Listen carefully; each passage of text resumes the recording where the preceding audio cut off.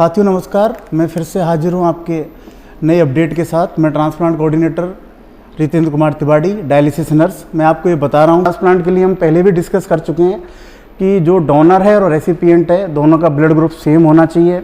दोनों की investigations first phase, second phase और third phase, CBC, LFT, KFT, viral markers,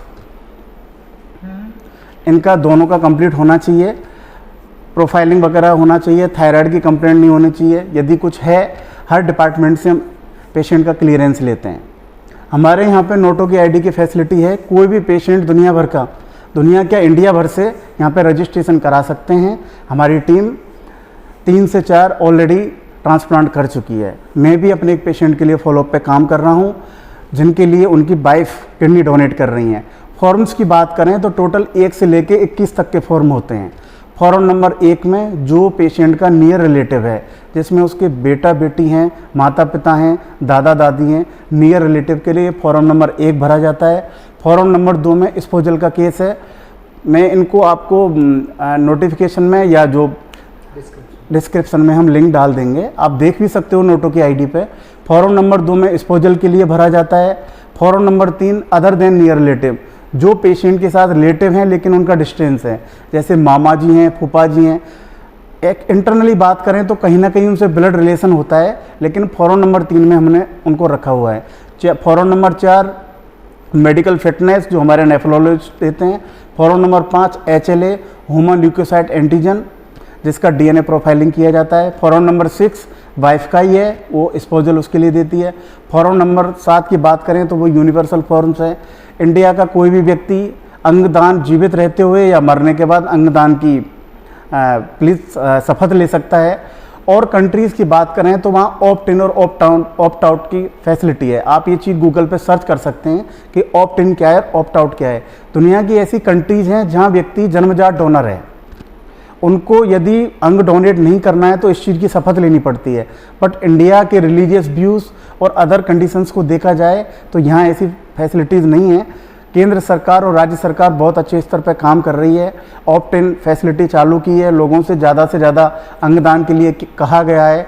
23 अगस्त को हम वर्ल्ड ऑर्गन डे सेलिब्रेट करते हैं। प्रधानमंत्री जी ने भी मन के एपिसोड में ये बताया है कि एक व्यक्ति 8 ऑर्गन डोनेट कर सकता है और 8 लोगों की जान बचा सकता है, जिसमें किडनी है, आपका हार्ट है, लंग्स है। किडनी की संख्या 2 होती है, स्मॉल इंटेस्टाइन है। टिश्यूज़ की बात करें तो आई का है। यही पहल है कि ज़्यादा से ज़्यादा लोगों की जान बचे। रोड ट्रैफिक एक्सीडेंट में काफ़ी सारे युवाओं की मौत हो जाती है। हमारा ये मानना है कि यदि हम ऑर्गन डोनेट करते हैं तो अगले जन्म में वो अंग हमें नहीं आएंगे, पर ये गलतफहमी है। हमें रिलीजियस व्यूज़ को ध्यान में रखते हुए लोगों की जान बचानी है। यदि मैं मिनिमम बात करूं तो पूरे देश भर में 20 लाख से भी ज़्यादा किडनी फेलियर के केसेज हैं। मैं उत्तराखंड में अभी यहाँ जॉब कर रहा हूँ, मैं देख रहा हूँ कि पहाड़ के सीधे साधे लोग हैं, वाटर की हार्डनेस और अदर इश्यूज़ की वजह से वो किडनी फेलियर में चले जाते हैं। उन लोगों की हर हाल में जान बचानी है। बहुत सारे NGOs काम कर रहे हैं और हर संभव ये कोशिश की जा रही है कि सप्ताह में उनको प्रॉपर डायलिसिस मिलता रहे। पर ट्रांसप्लांट एक अच्छा ऑप्शन है। परिवारजन भी परेशान हो जाते हैं। पेशेंट की बात करें तो वो कुछ खा नहीं सकता, पी नहीं सकता, बहुत सारी कंडीशंस उसके साथ हो जाती हैं, बहुत सारी रिस्ट्रिक्शंस हो जाती हैं। साल्ट इंटेक बहुत कम हो जाता है उसका। वाटर इंटेक 800 to 900 ml ही रहता है। साथ में पोटेशियम के बढ़ने से हार्ट अटैक के चांसेस बढ़ जाते हैं। सोडियम के बढ़ने से ब्रेन में बहुत सारी कॉम्प्लिकेशंस हो जाती हैं। इन इलेक्ट्रोलाइट्स को मेंटेन करना, टाइम पर डायलिसिस कराना। मेरी आप सभी से यही गुजारिश है कि आप ट्रांसप्लांट से रिलेटेड इन वीडियोस को देख के और ज़्यादा से ज़्यादा ट्रांसप्लांट की कोशिश करें। एक व्यक्ति यदि अपने परिवारजन को किडनी देता है तो उसकी 20 से 30 साल की उम्र बढ़ जाती है, और 20 से 30 साल एक सफिशिएंट टाइम है एक इंसान के लिए। बाकी जो डोनेट कर रहा है उसके लिए तो कोई कॉम्प्लिकेशन होता ही नहीं है। हम पहले ही इतनी सारी इन्वेस्टिगेशंस करवा लेते हैं कि पेशेंट को या पेशेंट के अटेंडेंट को, जो डोनर है, उसको कोई कॉम्प्लिकेशन आता ही नहीं है। बाकी नेफ्रोलॉजिस्ट की और SRs की, नर्सिंग स्टाफ, टेक्नीशियन, इन सारी टीम काम करती है। हम अपनी हायर अथॉरिटीज़ को, सोटो को, रोटो को, नोटो, सोटो एक स्टेट ऑर्गेनाइजेशन कमेटी है, सोटो रोटो जो रीजन है, इंडिया के 5 रीजन्स हैं तो एक रीजन को इस्टेब्लिश करती है। दूसरी नेशनल लेवल पे जो कमेटीज़ हैं वो हमको रिकमेंडेशन देती हैं। बहुत सारे सेमिनार्स के ज़रिए हम ये कोशिश कर रहे हैं कि लोगों को ज़्यादा से ज़्यादा इसके बारे में नॉलेज मिले और ज़्यादा से ज़्यादा लोगों की जान बच सके। आप सभी ये प्रयास करिए, एक सामूहिक प्रयास है, जन जागरण की बहुत ज़्यादा हमें ज़रूरत है, लोगों की जान बचेगी। किडनी फेलियर एक बहुत विकराल रूप ले रही है, हर दिन केसेज बढ़ते जा रहे हैं और इसका सिर्फ और सिर्फ एक ही ट्रीटमेंट है, रीनल ट्रांसप्लांट, या फिर आप लंबे समय तक डायलिसिस करवाते रहिए। कुछ मैंने जो डायलिसिस में यूज होते हैं उन आर्टिकल्स को आपको दिखाया है, जैसे FX60 डायलेजर है, FX80 डायलेजर है, 4008 मशीन है, 5008 मशीन है। हमें CBC और KFT टाइम टू टाइम कराते रहना चाहिए। ये भी देखना होगा कि डायलिसिस जो हो रहा है वो प्रॉपर अच्छे तरीके से हो रहा है कि नहीं हो रहा है।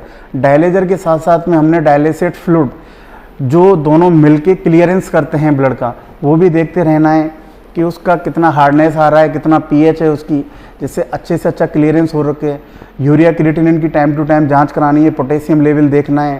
साथ में डायलिसिस के साथ में हीमोग्लोबिन भी कम हो जाता है, क्योंकि किडनी जब काम नहीं करेंगी तो बॉडी में इरिथ्रोपोइटिन नहीं बनेगा और इरिथ्रोपोइटिन का मेन काम शरीर में हीमोग्लोबिन को मेंटेन करना है। तो हमको EPO जो भी डॉक्टर्स प्रिस्क्राइब करते हैं, चाहे वो 4008 है, 6 है या 10008 है, उसको टाइम पे लगवाए रहना है। यदि एक ट्रांसप्लांट कोऑर्डिनेटर की भूमिका की बात करें कि ट्रांसप्लांट कोऑर्डिनेटर करता क्या है, तो transplant coordinator is the bridge between patient and nephrologist. हमें कुछ दवाइयाँ लिखने का अधिकार नहीं है, लेकिन पेशेंट और नेफ्रोलॉजिस्ट के बीच में जो हम कड़ी का काम करते हैं, जो पेशेंट OPD में दिखाने आते हैं, हम उनको बताते हैं कि आप और आपके परिजन यदि कोई किडनी डोनेट कर सकता है तो आप हमारे नेफ्रोलॉजिस्ट से मिलें, आप ब्लड ग्रुप की जांच करवाएं, उसके बाद फर्दर जो आपकी इन्वेस्टिगेशंस हैं उनको करवाइए। फर्स्ट स्टेप की इन्वेस्टिगेशंस कंप्लीट होने के बाद आप सेकंड स्टेप और थर्ड स्टेप और जल्दी से जल्दी ट्रांसप्लांट का प्लान करिए। गवर्नमेंट के द्वारा बहुत अच्छी आयुष्मान योजना के तहत तो बहुत ज़्यादा पैसा खर्च नहीं होता है। 5 लाख तो गवर्नमेंट उठा ही लेती है, 2 या 2.5 लाख रुपए का खर्चा आता है। गवर्नमेंट हॉस्पिटल्स में जो पेड पेशेंट हैं उनका 7 से 8 लाख रुपए का खर्चा आता है। प्राइवेट हॉस्पिटल्स में कंसल्टेंट की फ़ीस ज़्यादा होने की वजह से 15 से 20 लाख रुपए का मिनिमम खर्चा आता है। अभी हम एक एग्जाम्पल देखें तो जो RJD प्रमुख हैं लालू प्रसाद यादव, उनकी बेटी रोहिणी आचार्य के द्वारा उनको किडनी डोनेट की गई। ये एक बहुत ही त्याग की भावना है उस बच्ची के लिए। उसने एक समाज को बहुत अच्छा संदेश दिया है, उस संदेश के जरिए उसने अपने पिता की जान बचाई है। और रोहिणी आचार्य जी को आप YouTube या उनके जरिए उनके भाषण को सुनिए, वो स्वस्थ हैं। डॉक्टर्स का फॉलोअप उनके फादर को और उनको होता रहता है। गवर्नमेंट की जो थोआ एक एक्ट है, transplantation of human organ act 1994, government के द्वारा सख्त आदेश है कि किसी भी तरीके की ह्यूमन ट्रैफिकिंग नहीं होनी चाहिए। बहुत सारे लोग कुछ पैसे लेके गरीबों से किडनियाँ खरीद लेते हैं, बाद में वो पेशेंट भी मर जाता है, क्योंकि जिन लोगों को गंदी लत रहती है नशे की और इन सब की, वही अपनी किडनी डोनेट करते हैं। तो हमें ऐसी नौबत नहीं लानी है। जो भी किडनी डोनेशन का पर्पज़ है वो थेराप्यूटिक होना चाहिए, कि हम चिकित्सकीय लाभ के लिए हम किसी को किडनी दे रहे हैं। ऐसा कोई पर्पज़ नहीं होना चाहिए कि कुछ पैसों के बदले और हम बॉडी के ऑर्गन्स दे रहे हैं। सरकार का जो अधिनियम 1994 है उसमें सख्त चेतावनी है। बाकी सरकार द्वारा हर संभव प्रयास किया जा रहा है, NGOs मेहनत कर रहे हैं कि पेशेंट और उसके रिलेटिव्स को ज़्यादा से ज़्यादा बेनिफिट किया जाए। आप लोग डायलिसिस करवाते करवाते नेफ्रोलॉजिस्ट से ट्रांसप्लांट के बारे में डिस्कस करिए, अपने परिवार वालों को मनाइए कि आपकी और मेरी दोनों की ही तकलीफ़ कम होगी यदि ट्रांसप्लांट मेरा संभव हो पाया। और अभी रिजेक्शन बहुत कम है, बहुत अच्छे से ट्रांसप्लांट सक्सेस हो रहे हैं। और एम्स ऋषिकेश की मैं बात करूं तो यहाँ बहुत अच्छी फैसिलिटीज़ हैं। हम ट्रांसप्लांट के बाद पेशेंट को किडनी ट्रांसप्लांट यूनिट में रखते हैं, तब तक वो एकदम कंप्लीट ठीक नहीं हो जाता है, तभी पेशेंट का डिस्चार्ज किया जाता है। Thank you. आप इस चैनल को देखते रहिए। कमेंट में जो भी आपको इससे रिलेटेड कुछ पूछना है, मेरा नंबर सर्कुलेट है, आप मेरे से पूछिए।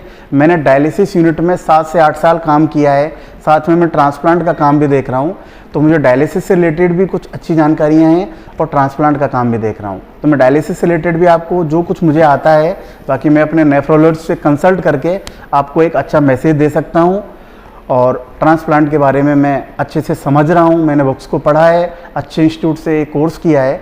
तो यही कोशिश है कि लोगों की जान बचे। Thank you. वीडियोस देखते रहिए और इन चीज़ों को समझिए। Thank you.